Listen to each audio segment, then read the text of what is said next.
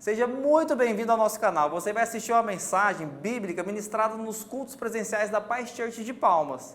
Essa mensagem eu tenho certeza que ela vai falar no seu coração. Por isso quero te pedir algo com muito carinho.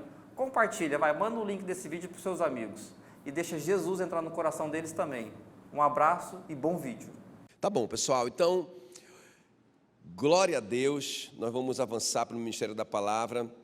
Fiquei impressionado que eu não combinei nada com o Marcão, mas ele falou muito sobre gratidão, né? E hoje é um dia para a gente agradecer muito, né, irmãos?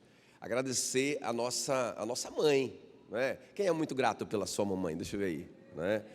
Então, eu estava pensando, meu Deus, a minha mãe, eu estava pensando que ela representa para mim duas coisas: força e amor. Não é assim, para mim, né, para o Jackson. Acho que o ser humano, não é, que mais demonstrou o amor de Deus por mim, apesar de mim, né, quando eu não merecia, foi ela. Então, amor e força. Pensa numa mulher forte, essa minha mãe. Já falei com ela hoje de manhã também. Aí eu vejo também assim, né, como que a Meila é apaixonada por essa mãe dela. Ela fala com a mãe dela todo dia. Ela mora um pouquinho afastada, né, ali da gente. Todo dia, de manhã e no final da tarde, ela conversa com a mãe dela, né? E eu vejo assim, como que ela admira. E ela me contou uma história, pelo menos 24 vezes, a mesma história, né? Eu faço que legal, né, e tal. Eu falo pelo menos 24 vezes, porque pelo menos uma vez por ano ela repete, né? A gente está casado há 24 anos, né? Então pode ter sido mais, que a história, que ela estava lá no frio, lá em Mato Grosso do Sul, muito frio, quase 0 grau. Aí ela chegou da escola e a mãe dela recebeu ela com um chocolate quente, e aquilo foi esquentando ela por dentro, ela se sentiu tão amada.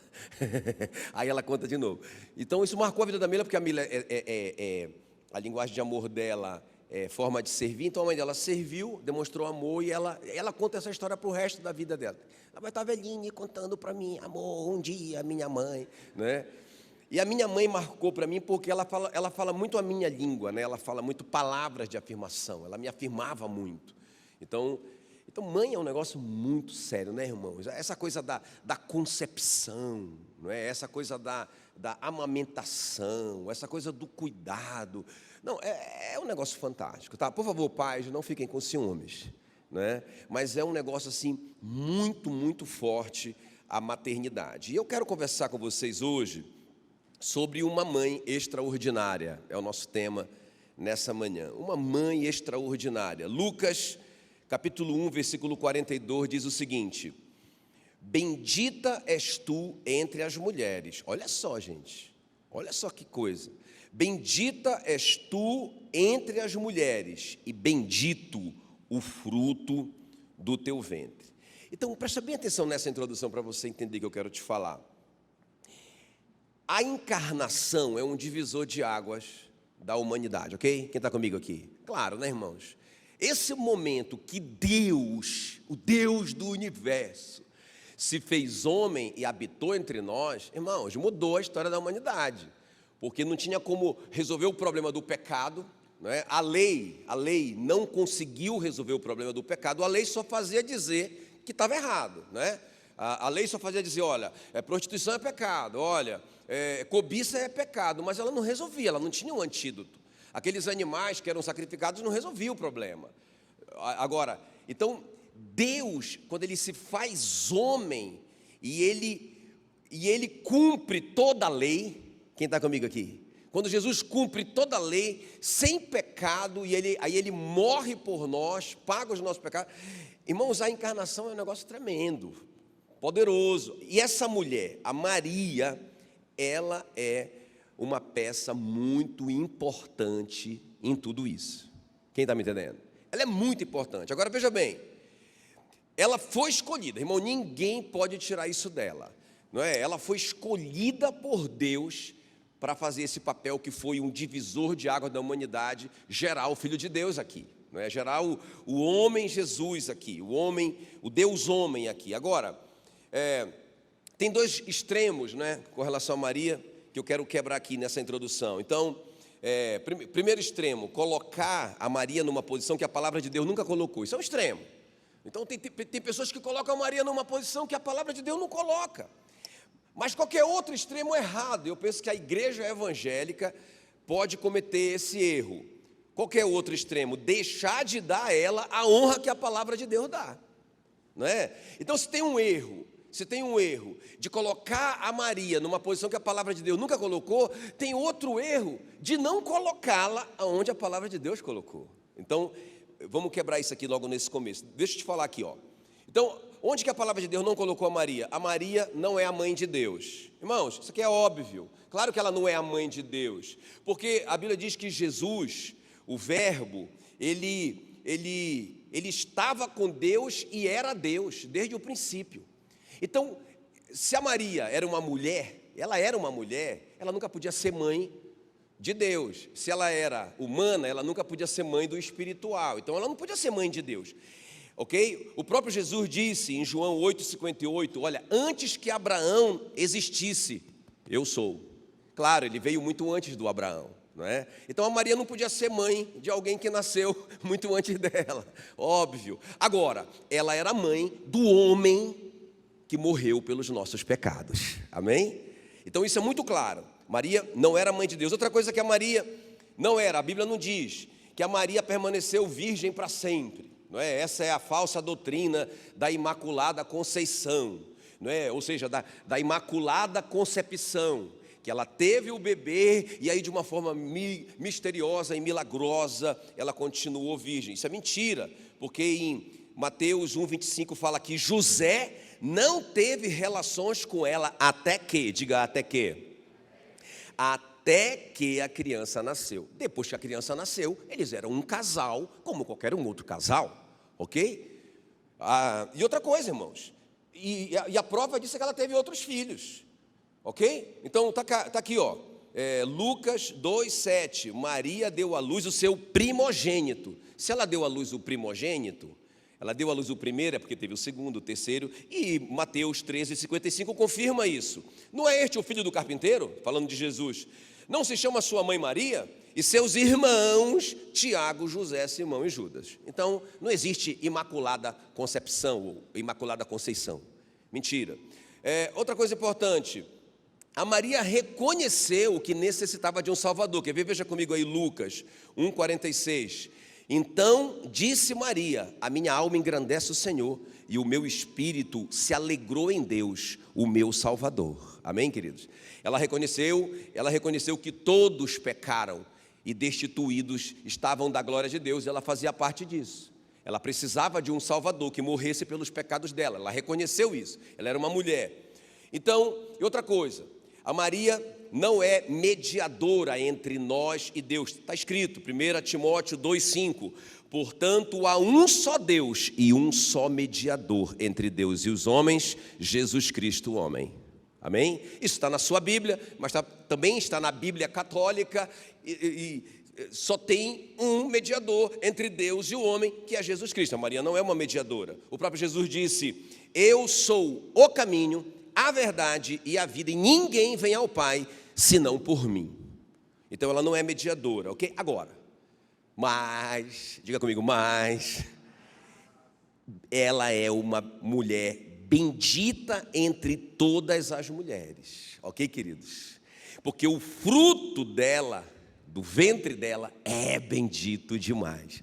O próprio anjo Gabriel disse para ela assim, Lucas 1,28, alegra-te, muito favorecida, o Senhor é contigo.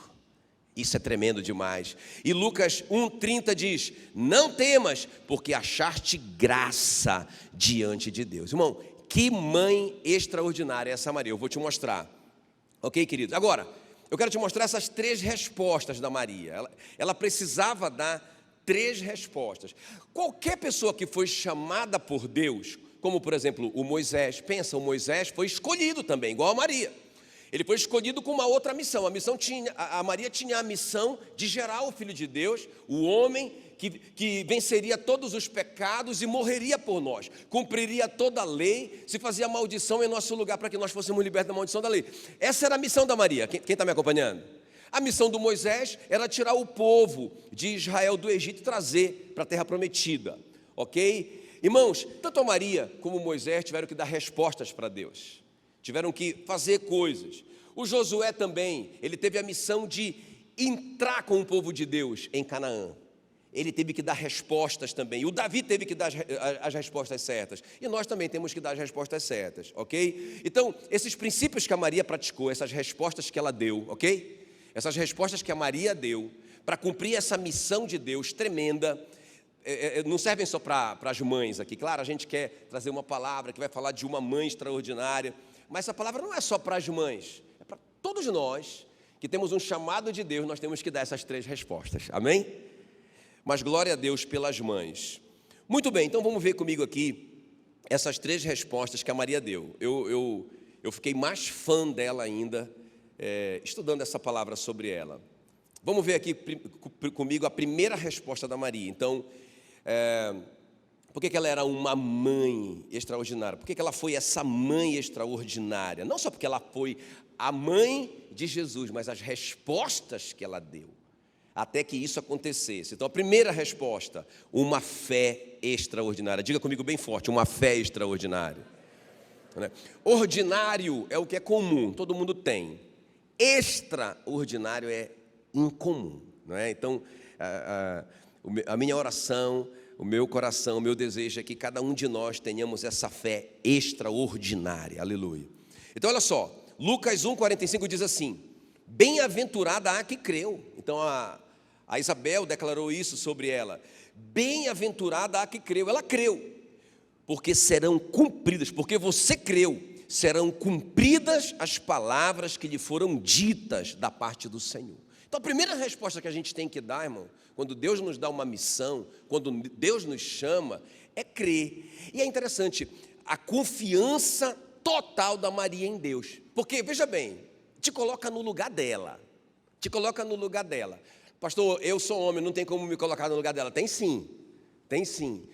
Mas te coloca no lugar dela, olha. Você dará à luz a um filho, ok? O nome dele será Jesus. E ele vai salvar o seu povo dos pecados deles.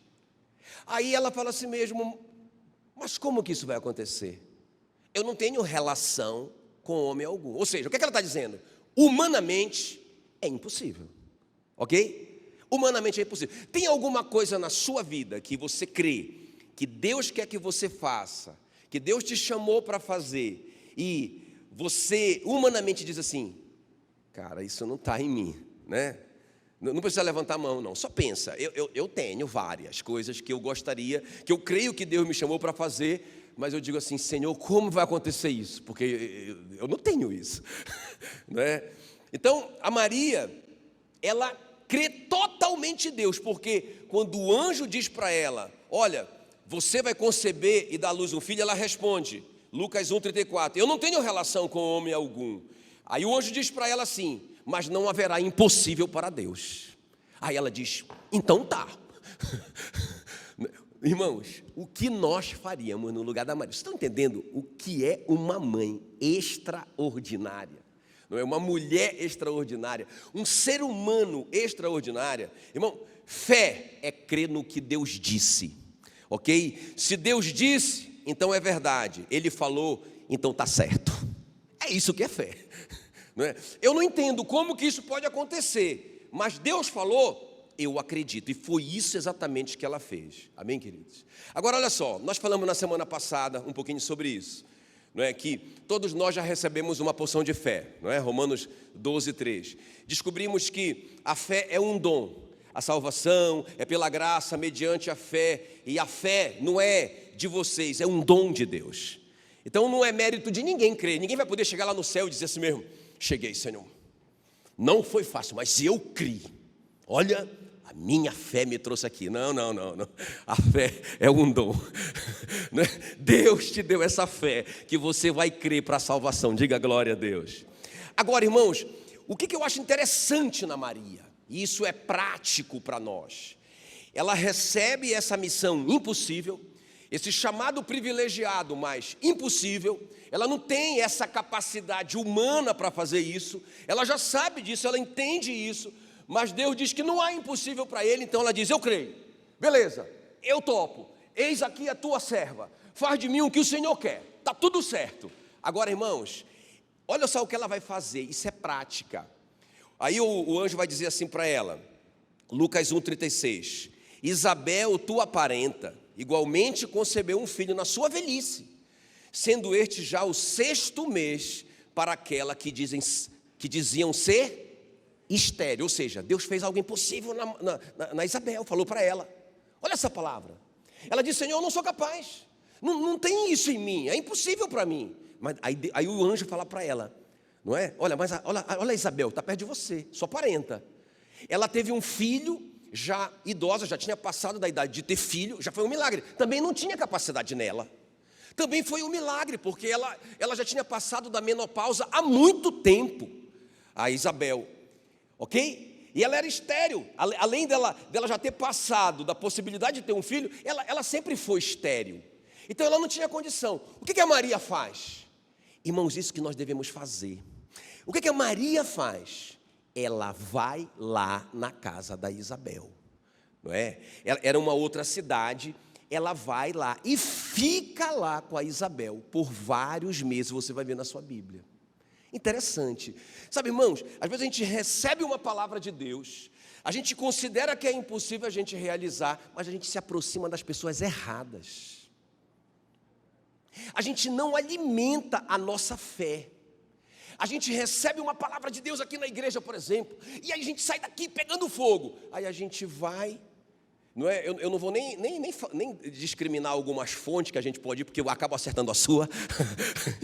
Mas aí você vai lá e começa a ouvir tudo o contrário daquela palavra que você recebeu.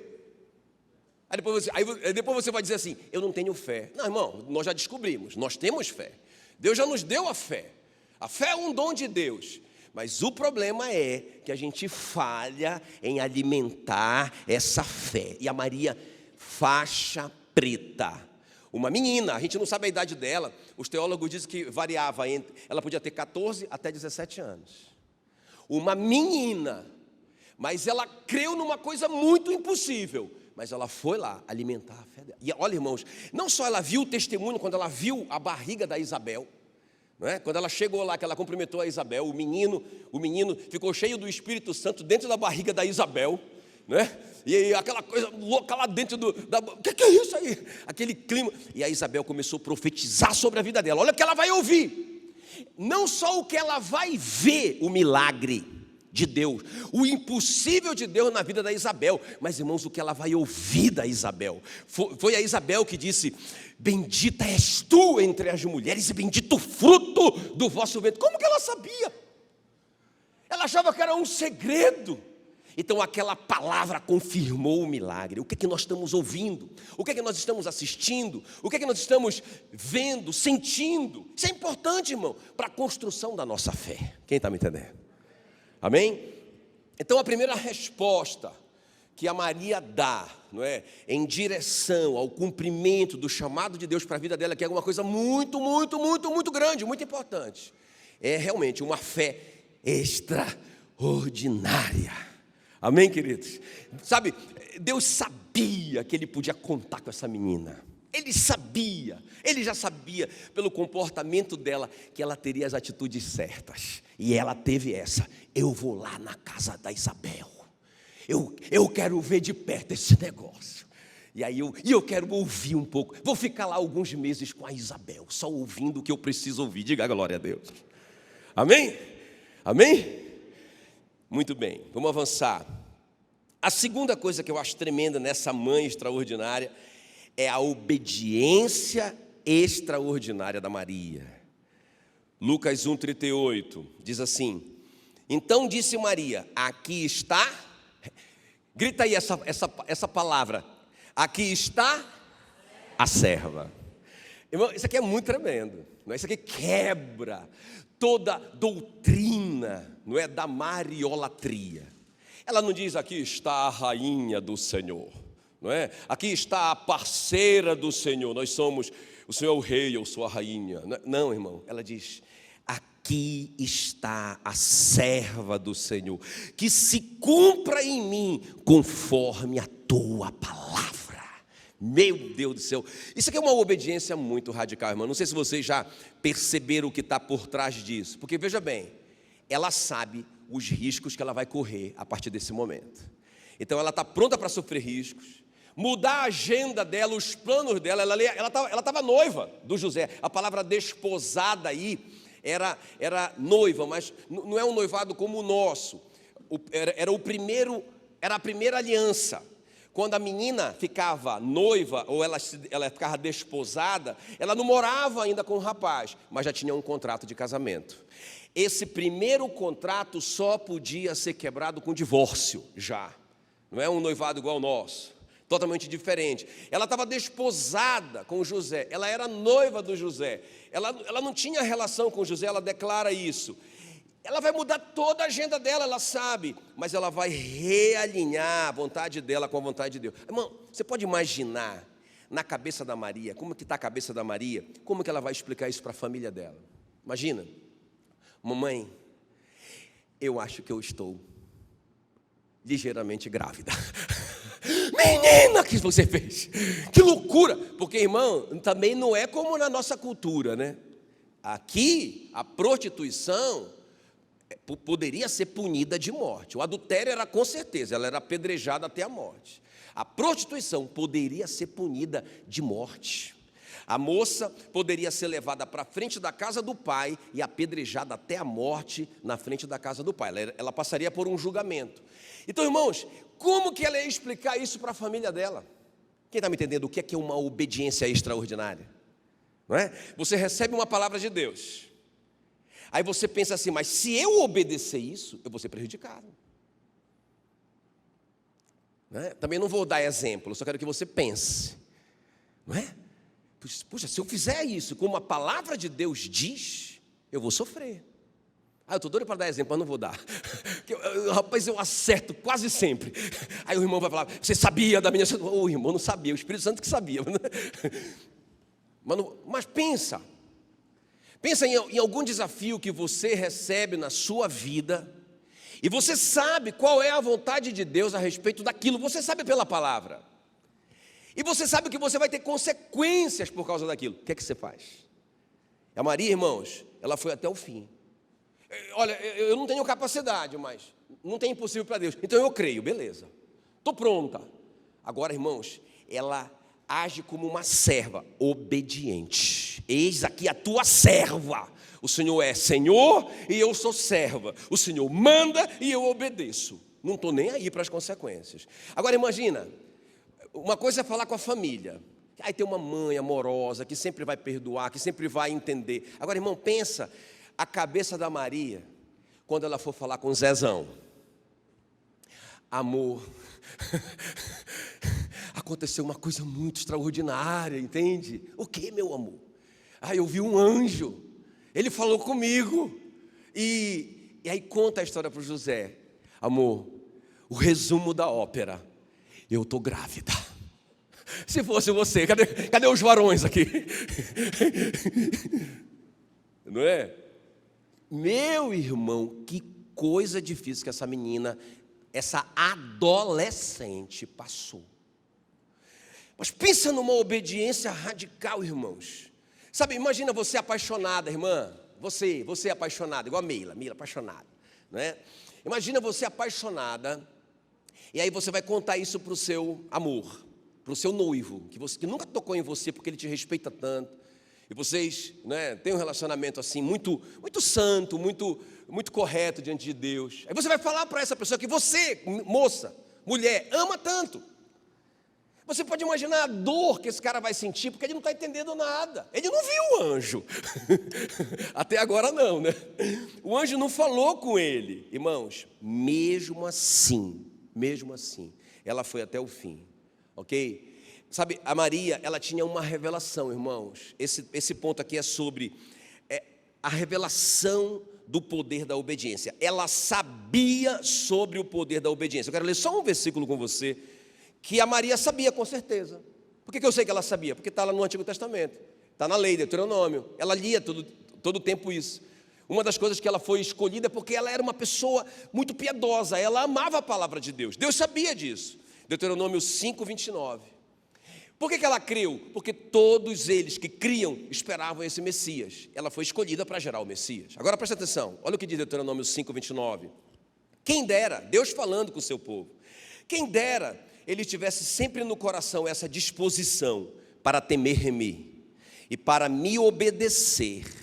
Assim, tudo iria bem com eles e com os seus descendentes para sempre. Irmão, deixa eu te falar uma coisa. O trabalho de Satanás é nos propor atalhos. Em qualquer área da nossa vida. A gente tem uma necessidade, em qualquer área da vida. E ele vai propor esse atalho. Mas ele sabe que, na verdade, isso não é um atalho, isso é uma armadilha dele, isso você vai acabar mal. Porque se você tem a palavra, se você sabe o que Deus espera que você faça pela palavra, e você faz algo que não é o que Deus manda, irmão, vai dar erro.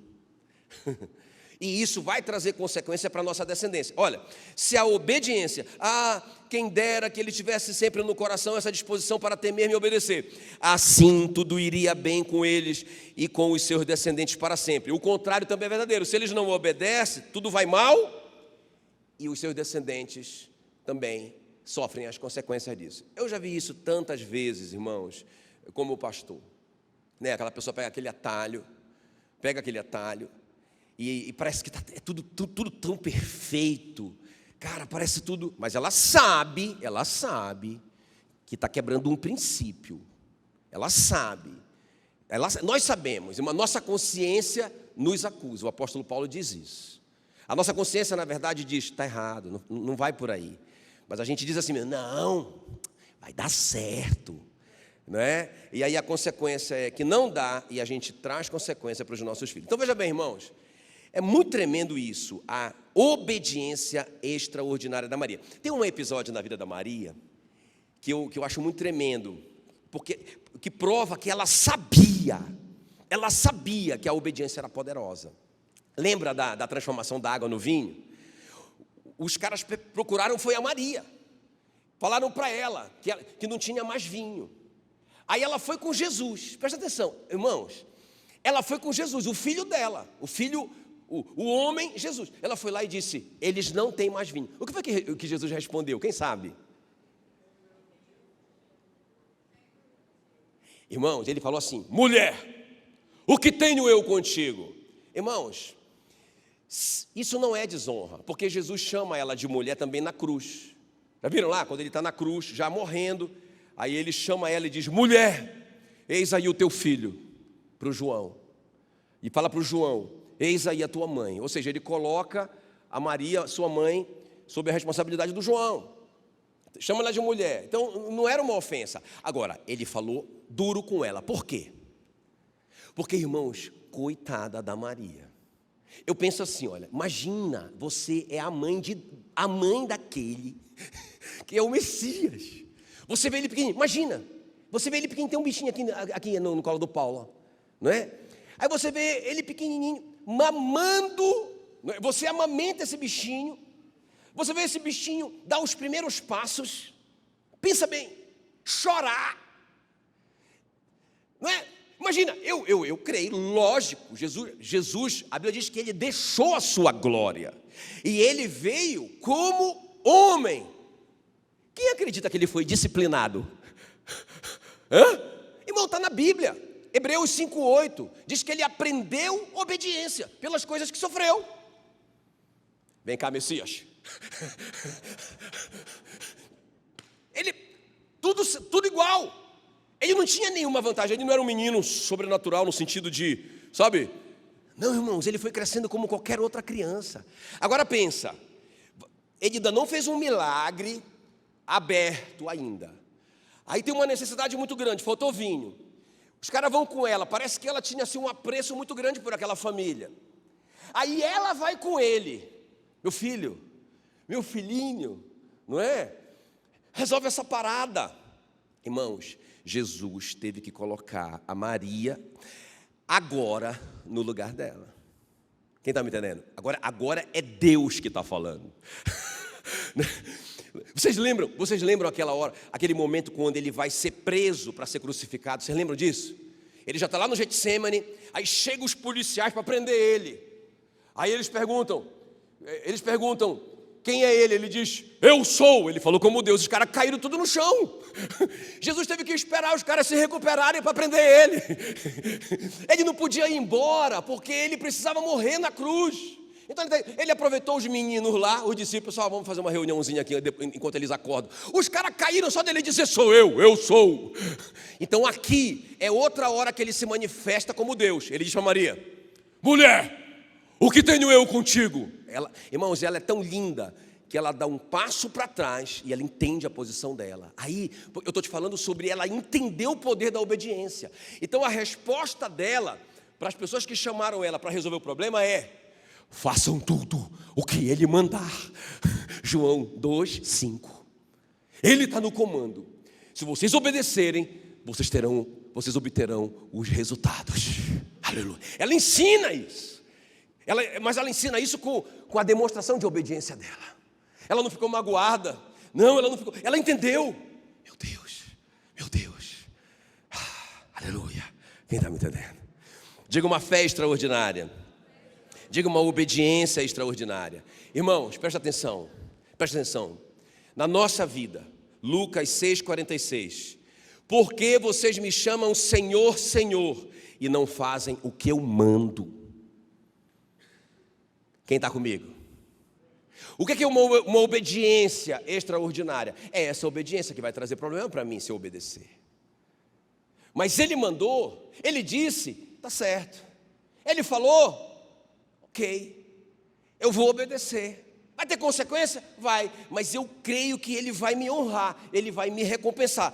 E se não acontecer isso aqui na terra, vai acontecer lá no céu, vou receber galardão. E se não acontecer nem galardão lá no céu, não interessa, eu sou o servo, ele é o Senhor, e eu vou obedecer, e ponto final. Irmão, a pastora Rebeca tem uma frase assim, ó, que eu acho muito interessante. O verdadeiro servo é aquele que continua sendo servo, mesmo quando ele é tratado como servo. Porque muitas vezes a gente pensa assim, eu vou obedecer, eu vou ser um dizimista, porque eu não quero que o devorador me pegue. Irmão, isso não é uma obediência extraordinária, isso é medo do devorador pegar. Não é?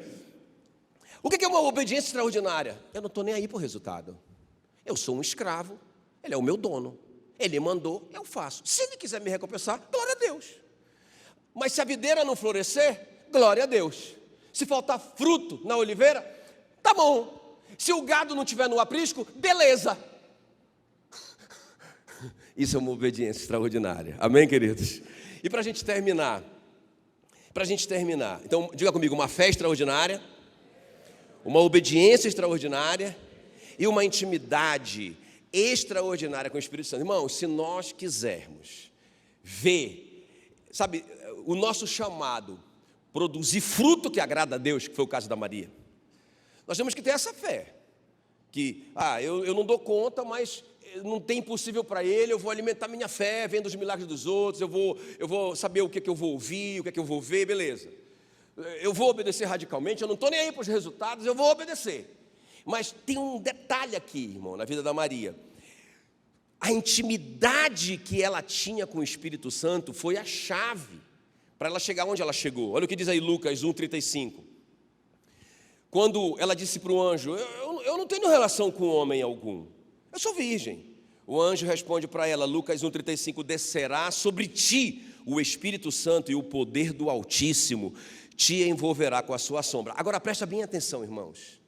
Não só o Espírito Santo, não engravidou a mulher, ok? Por que isso é importante? Porque aí ela não vai ter a semente adâmica, ok? Ela não vai ter essa semente do Adão. Então por isso que Deus engravidou ela direto, ok? Aleluia, glória. Quem acredita nisso? Não é?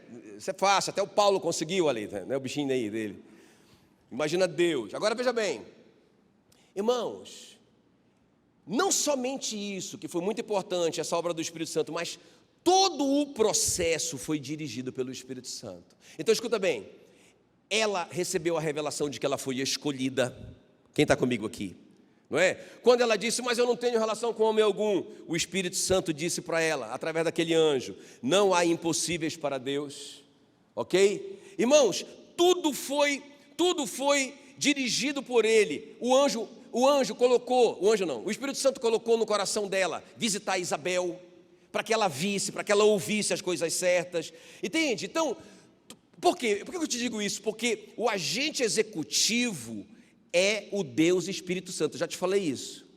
Deus está no seu trono, Jesus à sua direita, está na Bíblia, e o Espírito Santo está em nós. Quem está aqui na terra fazendo a obra, quem é? É o Espírito Santo. Então, irmãos, nós precisamos ficar ligados, conectados na dependência do Espírito Santo, senão nós vamos tomar o caminho errado. Não vai adiantar minha fé e a minha obediência se eu tomar decisões erradas. Eu tenho que estar com o meu GPS funcionando, eu tenho que estar online. Entende? Isso é a dependência do Espírito Santo. Agora, deixa eu só quebrar vamos dizer assim, né, esse paradigma, né? Tipo assim, como que o Espírito Santo fala comigo? Esses dias eu ouvi essa pergunta, agora, essa semana, alguém me procurou. Eu tenho que tomar uma decisão, mas como é que vai ser? Eu vou ouvir uma voz, como é que vai ser? Irmão, deixa eu te falar, deixa eu só te mostrar na Bíblia rapidamente, como que o Espírito Santo pode falar com a gente. Olha, o Espírito Santo falou com Elias através da escassez, presta atenção. Isso não quer dizer que toda vez que tenha escassez, a gente é faixa preta em criar doutrina, né? Mas, irmão, eu quero te dizer que o Espírito Santo está livre. Com Elias falou assim, Deus falou para ele, olha, sai daqui, vai para Querite, os corvos vão te sustentar, e você vai beber água do ribeiro. Quando ele estava lá, o ribeiro secou. E sabe, ele não ouviu uma voz dizendo para ele, sai daí, rapaz. Não, vai embora. Ele não, até então não. Ele entendeu, rapaz, se Deus me mandou para cá, e ele disse que o ribeiro ia me sustentar, e acabou a água, meu irmão, está na hora de ir. Então presta atenção, às vezes a gente fica ali teimando numa situação que o ribeiro já secou. Quem está me entendendo? Aí eu estou lá esperando, fala. Já falei, rapaz. Não, quer ouvir uma voz, um anjo. Ei, o ribeiro secou, vaza. Está entendendo como Deus fala? Outra coisa, como que Deus fala? Como que o Espírito Santo fala? Através do anseio do seu coração, está na Bíblia. Salmo 37,4, agrada-te do Senhor e Ele satisfará os anseios do teu coração. Irmão, às vezes você não ouve uma voz, mas você quer tanto uma coisa há tanto tempo. Às vezes tem gente que, às vezes o cara, desde criança, ele queria ser médico. Desde criança. Não tem nem sentido. Um anseio. Talvez a sua missão está relacionada a isso. Mas eu estou esperando uma voz. Irmão, ele já falou. Ele colocou um anseio tão grande no seu coração. E ele vai satisfazer esse anseio que você tem no seu coração. Né? Pastor, então tudo que eu tiver, se eu tiver muito anseio, Deus está falando. Eu não estou te dizendo isso. Eu estou te dizendo que Deus fala de todas. Quer ver? Jesus, olha o que diz Colossenses 3,15. A paz de Cristo. Olha, a paz que Cristo dá. Eu quero que vocês leiam isso, Colossenses 3,15. Na NTLH diz assim, olha. A paz que Cristo dá, dirija vocês nas suas decisões. Ele não falou nada. Você só está sentindo aquela paz, que você nem entende por que você está sentindo isso. Não é? O contrário também é verdadeiro. O cara quer fazer uma coisa, está decidido, e aí, olha aqui, ó. Ele não sente paz. Só aquela angústia dentro do peito dele. Não tem nenhuma palavra sobrenatural, nenhum anjo, mas ele não. Deus está falando com ele, quem está me entendendo? Também o Espírito Santo fala, irmãos, pelo testemunho interior. Romanos 8,16 diz: o próprio Espírito testifica com o nosso espírito humano que somos filhos de Deus ou qualquer outra coisa. Ele fala com a gente ali dentro. A minha consciência fala comigo, e é o Espírito Santo que está falando comigo. Fala por profecia? Fala. A Isabel profetizou sobre a Maria. Quem estava falando com a Maria? Quem estava falando com a Maria quando a Isabel estava falando com ela? Bendito o fruto do vosso ventre. Quem estava falando com ela? O Espírito Santo, através de uma pessoa. Então, irmão, não tem uma coisa fechada. Mas o que a Bíblia está nos ensinando aqui? Se nós quisermos cumprir a nossa missão, nós temos que nos conectar com o Espírito Santo. Agora, qual a diferença entre nós e a Maria? A Bíblia diz assim, olha, o anjo falou para ela, descerá sobre ti o Espírito Santo. Não é? Ok? Só que, pastor, mas peraí, o Espírito Santo desceu sobre ela, irmãos. O Espírito Santo está dentro de nós no Novo Testamento. No Antigo Testamento, o Espírito Santo se manifestava assim, sobre. No Novo Testamento, o Espírito Santo se manifesta em nós. Cristo em nós, a esperança da glória. Amém? Qual que é a chave, pastor? Irmão, deixa eu te falar, se você creu em Jesus, de todo o seu coração, se você nasceu de novo, o Espírito Santo está aí. Escuta bem, o que é ser cheio do Espírito Santo? Às vezes a pessoa tem a impressão assim, né? Eu não sei se eu estou cheio, eu acho que só veio um pouquinho do Espírito Santo. Irmãos, quando você nasceu de novo, o Espírito Santo veio todinho para dentro de você. Como que eu vou ouvir essa voz? De qualquer uma dessas maneiras que eu falei. Como que eu vou ouvir? Esse é o segredo, não é? Aí eu vou deixar um dever de casa para vocês lerem A Liberação do Espírito Santo, um livro delicioso do Atmani. Diga comigo, A Liberação do Espírito Santo. Ele dá o exemplo da semente, que a casca apodrece, para que aquela vida brote de dentro dela. Irmãos, a carne tem que morrer. Eu vou terminar lendo esses versículos. Olha o que diz. Como é que eu me encho do Espírito? Eu vou ler esses 4 versículos bem rápido. Colossenses 3:1. Buscai as coisas lá do alto. Quem está me entendendo? Colossenses 3:15. Fazei morrer a vossa natureza terrena. Irmão, como que eu vou ser cheio do Espírito Santo? O que é ser cheio do Espírito Santo? É só essa conexão aberta. Quem tem o Espírito Santo aí? Você. O que é ser cheio do Espírito Santo? Quando você consegue ouvir, quando você consegue conectar com Ele. Como que isso acontece? Como que isso acontece? Quando você busca as coisas lá do alto, quando você faz morrer a sua natureza terrena. Irmão, como que eu vou ser cheio do Espírito Santo, ouvir a voz do Espírito Santo, se eu estou só mundo?